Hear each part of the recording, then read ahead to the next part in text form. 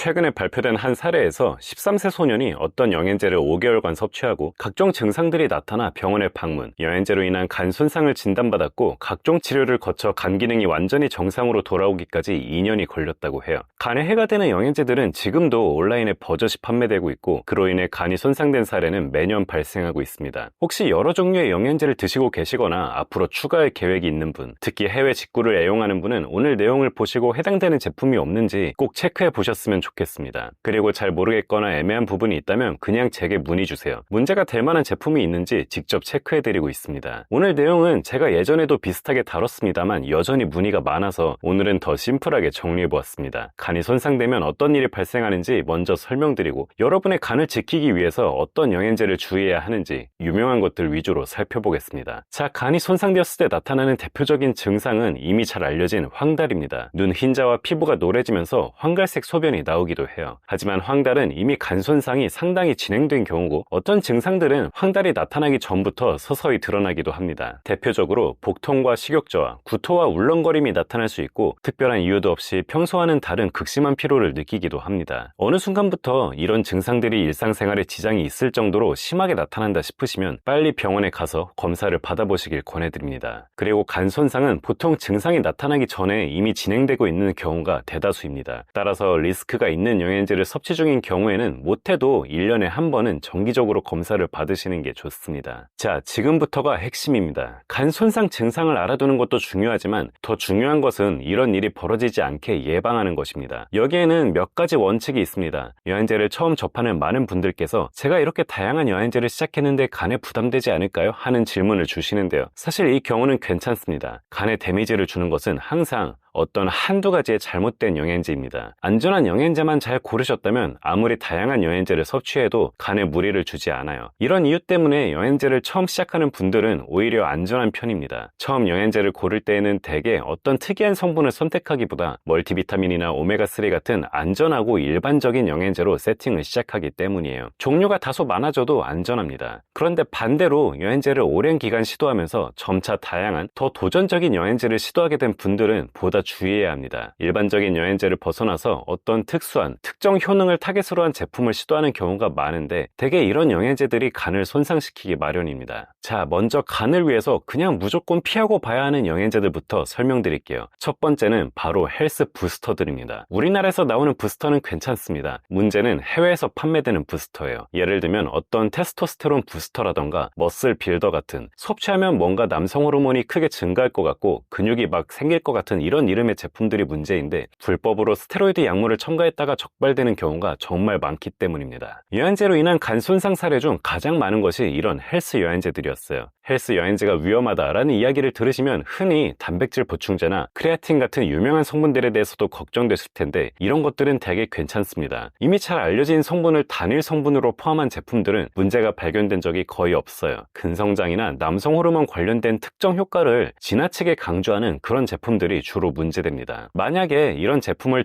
시도하길 원하신다면 절대로 아무거나 구매하지 마시고 국내에서 제조하는 제품이나 직구를 하실 경우 NSF 스포츠나 인폼드 스포츠 같은 스포츠 인증이 진행된 제품을 선택하세요. 스포츠 인증 같은 경우 실제 선수들도 섭취할 수 있도록 품질을 관리하기 때문에 불법 약물에 관한 스크리닝이 철저하게 진행됩니다. 그리고 품질에 대해서도 더 잘 보장돼요. 그 다음으로 꼭 피해야 할 것은 허브 블렌드 영양제입니다. 이것도 주로 해외 영양제가 문제인데 우리나라 같은 경우 허브 성분의 사용이 굉장히 제한적입니다. 안전성과 기능성을 인정받은 허브가 아니면 많은 양을 넣을 수가 없고 마케팅이 어렵기 때문에 잘 넣지도 않아요. 그런데 해외 제품은 그렇지 않습니다. 흔히 직구로 구매하게 되는 미국 영양제 같은 경우 규제가 상당히 자유로운 만큼 잘 검증되지도 않은 허브 성분을 고함량으로 사용하면서 실제로 효과가 있는 것처럼 공격적으로 제품을 홍보하는 경우가 많습니다. 제품 라벨을 체크하세요. 여러분께서 반드시 피해야 하는 것은 알지도 못하는 어떤 전문가가 배합했다고 홍보하는 허브 블렌드가 포함된 제품입니다. 생소한 이름의 다양한 허브 성분들이 정확한 함량 표기도 없이 복합되어 있어요. 주로 특정 효능을 표방하는 영양제들, 예를 들면 신장이나 폐, 간 같은 주요 장기를 치료해줄 수 있을 것 같은 이름으로 된 제품에 이런 허브 블렌드가 포함되어 있는데 효과가 검증되지 않았으면 물론 위험합니다. 간 손상의 주범이에요. 마찬가지로 특정 브랜드의 멀티비타민에도 이런 허브 블렌드가 포함되는 경우가 종종 보이는데 이런 제품도 가능하면 피하는 게 좋습니다. 영상 초반에 말씀드린 간이 손상된 13세 아이의 경우에도 허브 영양제가 원인이었어요. 왜 허브 제품들에게서 간 손상이 잦을까 몇 가지 이론이 있습니다만 관리가 잘 되는 허브만 쓰면 괜찮은데 해외는 그렇지 않기 때문입니다. 허브 성분 중에 제거되어야 할 특정 물질들, 예를 들면 독성이 있는 알칼로이드나 중금속이 원인이라는 것이 유력합니다. 마찬가지 이유로 우리나라에서도 간혹 보이는 즙 제품들, 그 중에서도 일반적인 과일이나 야채로 만든 즙이 아닌 특이한 약초나 원료로 만든 즙들도 있는데 간이나 신장에 무리가 갈 수도 있으니 섣불리 섭취하지 않으셨으면 좋겠습니다. 자, 다음으로 무조건 피할 필요는 없는 성분들, 섭취량만 잘 지키면 안전하지만 잘못 섭취했을 때 간에 무리가 가는 성분들도 있습니다. 대표적으로 알려진 것이 커큐민, 아슈아간다, 노니, 홍국과 다이어트에 주로 사용되는 녹차 추출물, 가르시니아, 공액 리놀레산, 그리고 모로실입니다. 대부분 허브 성분이죠. 이 성분들이 앞서 소개드린 허브 블렌드와 다른 것은 이 성분들은 그래도 대부분의 제품에 함량이 정확히 표기되어 있고 얼마나 섭취했을 때 어떤 위험이 있는지 비교적 잘 규명되어 있다는 점입니다. 효능과 안전성 측면에서 예측이 가능하다는 점에서 허브 블렌드보다는 훨씬 낫습니다. 문제는 이것들을 정량만 섭취하면 참 좋을 텐데 그렇지 않은 분도 많아요. 효능 욕심이 나서 자의적으로 더 높은 용량으로 섭취하는 분들이 계십니다. 그러면 이제 간에 부담이 가기 시작하는 거예요. 이 성분들은 모두 너무 높은 함량으로 섭취했을 때 혹은 너무 오래 드셨을 때 간 독성 사례가 발생한 것들입니다. 어떤 허브 성분이든 어떤 영양제든 반드시 정해진 용량만큼만 섭취하세요. 그리고 논이나 다이어트 영양제들은 특히나 간 손상 발생이 잦은 만큼 장기간 섭취하기보다 반드시 필요하다고 느끼는 기간에만 길어도 3개월 정도만 섭취하고 중단하는 게 안전합니다. 그리고 이런 허브 성분들은 제조시설의 영향을 크게 탐으로 직구를 하신다면 가능하면 컨슈머랩 같은 품질 검증 사이트의 테스트를 통과한 제품을 섭취하시고 테스트 자료를 찾기 어렵다면 적어도 이름 있는 브랜드의 제품을 이용하시길 바랍니다. 자, 비타민 중에서도 간에 무리가 가는 성분이 있습니다. 바로 비타민 A와 비타민 B3예요. 종합 비타민이나 비타민 B군에 포함된 정도 용량은 괜찮습니다. 문제가 되는 것은 저것들을 별도의 영양제로 메가도스를 하는 경우예요. 비타민 A는 주로 피부 트러블 때문에, 비타민 B3는 콜레스테롤을 낮추기 위해 메가도스를 합니다. 우리나라에는 이런 고용량 제품이 없는데 해외에는 있습니다. 어디서 보고 이런 제품들을 굳이 직구까지 해서 섭취하는 분들이 있어요. 간에 치명적입니다. 저런 성분들은 그냥 종합 비타민으로 섭취하는 것으로도 충분하고 혹시라도 메가도스를 통해 관련된 효과를 얻길 원하시면 병원에 가서 처방을 받아 복용하는 것이 효능 면에서도 물론이고 리스크 관리의 측면에서도 훨씬 유리합니다. 자, 넘어가서 간 관련해서 많은 분께서 문의 주셨던 몇 가지 질문에 대해 답을 드릴게요. 영양제를 많이 먹고 있어서 간이 손상될까봐 걱정되는데 밀크시스를 추가해서 섭취하면 괜찮을까요? 하는 질문이 많은데요. 우선 오늘 드린 이야기처럼 단순히 영양제를 많이 드신다고 간이 손상되진 않습니다. 간을 손상시킬 만한 특정 제품만 주의하면 돼요. 그리고 간 손상 우려가 있는 영양제를 이미 섭취 중인 경우 밀크시스를 추가로 드신다고 간을 보호하긴 어렵다고 봅니다. 밀크시스는 만능 방패가 아닙니다. 장기적으로는 간의 부담을 줄여줄 수는 있어도 단기간에 독성 물질을 해독하는 그런 효과까지는 기대하기 어려워요. 영양제로 인한 간 부담을 추가적인 영양제로 해결하는 것도 넌센스입니다. 간에 부담되는 영양제를 피하는 것이 최선이에요. 제가 최근에 유독 피곤한데 간이 안 좋은 것 같아요. 밀크시스를 먹을까요? 하는 질문도 많습니다. 예전에 한창 피로가 간 때문이다 하고 광고가 나와서 피곤하기만 하면 간이 안 좋아졌다고 느끼는 분이 많은데 우선 검사를 받아보세요. 실제로 검사를 통해 간 기능 저하가 확인된 게 아니라면 단지 피곤하다는 이유만으로 간 건강을 의심할 필요는 없습니다. 영상에는 없는 이런 영양제들은 괜찮을까요? 하는 문의도 많은데요. 오늘 영상에서 소개되지 않은 영양제는 대부분 괜찮습니다. 지금까지 설명드린 이 성분들만 잘 기억하셔도 영양제 때문에 간이 손상되는 일은 거의 없을 거예요. 다만 제가 간에 해로운 모든 성분을 오늘 영상에서 말씀드리긴 어려우니 혹시 궁금하시다면 언제든 제 홈페이지에 제품 이름을 포함해서 문의를 남겨주세요. 제가 살펴보고 답을 드리도록 하겠습니다. 그리고 제 예전 영상인 신장에 부담되는 영양제 영상도 꼭 참고해 주시고요. 바로 지난 영상 내용처럼 영양제 세팅은 항상 자기 몸에 가장 필요한 최소한의 영양제부터 시작하는 것이 가장 효과적이면서도 효율적입니다. 건강에 해가 되지 않는, 특히 최대한 적은 영양제 가짓수로 최대한의 효과를 뽑아내는 효율적인 세팅을 제가 도와드리고 있으니 아래 홈페이지 링크 통해서 양식에 맞게 문의 주시면 제가 꼼꼼히 읽어보고 답변을 드리겠습니다. 자, 오늘 내용은 여기까지고요. 도움이 되셨다면 구독과 좋아요, 알림 설정 부탁드립니다. 감사합니다.